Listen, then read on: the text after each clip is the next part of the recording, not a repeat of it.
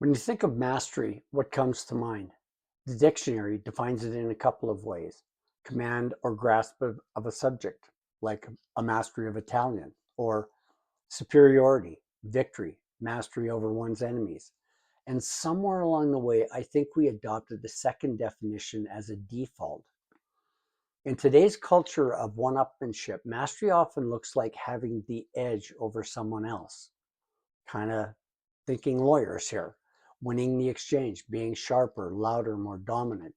But I believe that confusion is part of why emotional maturity feels so rare.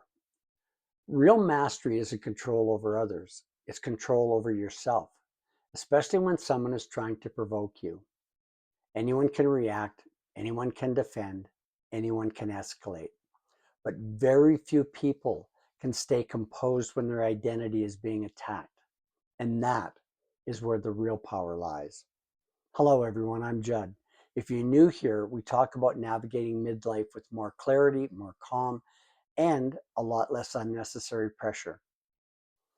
So here's what usually happens: someone questions your character, calls you arrogant, selfish, maybe immature.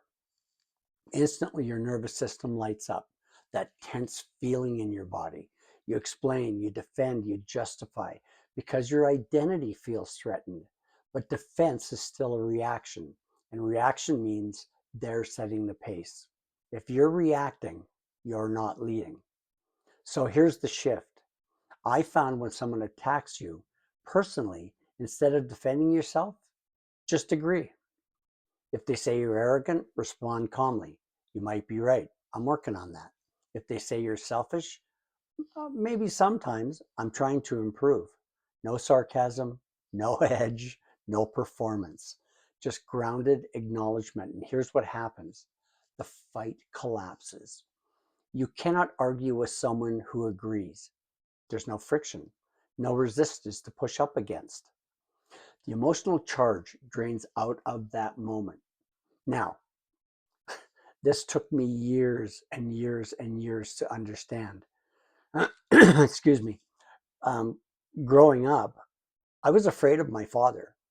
Not respect, honest to goodness fear.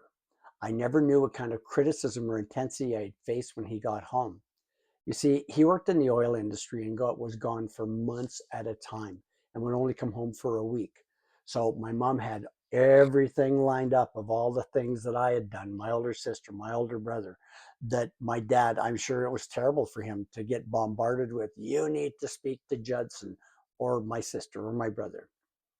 So when he'd return, I'd brace myself, and that experience shaped me.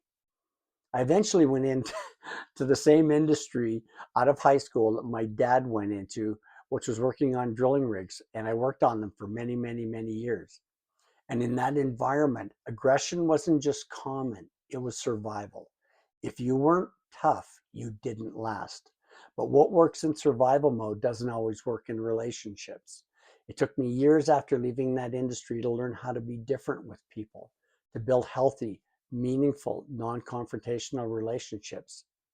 And this was one of the turning points, because here's the truth: you're not agreeing because you believe them. You're agreeing because you don't need to protect your image. When your identity isn't fragile, you don't rush to defend it. And that is emotional maturity. It's the ability to stay aligned with your values, even when someone is trying to pull you into theirs. Here's what I learned: mastery isn't about winning the argument, it's about refusing to lose yourself in it. I'm talking about clarity here. The moment you no longer need to defend who you are is the moment no one can control you. And that's mastery, not over your enemies, but over yourself. If this speaks to you, drop your thoughts in the comments below. I'd really like to hear what you people have to say. And if you know someone struggling who might need to hear this message, please share this video with them. And yes, I ended up having a wonderful relationship with my dad many decades after that. So have yourselves a wonderful day. Take care, everyone.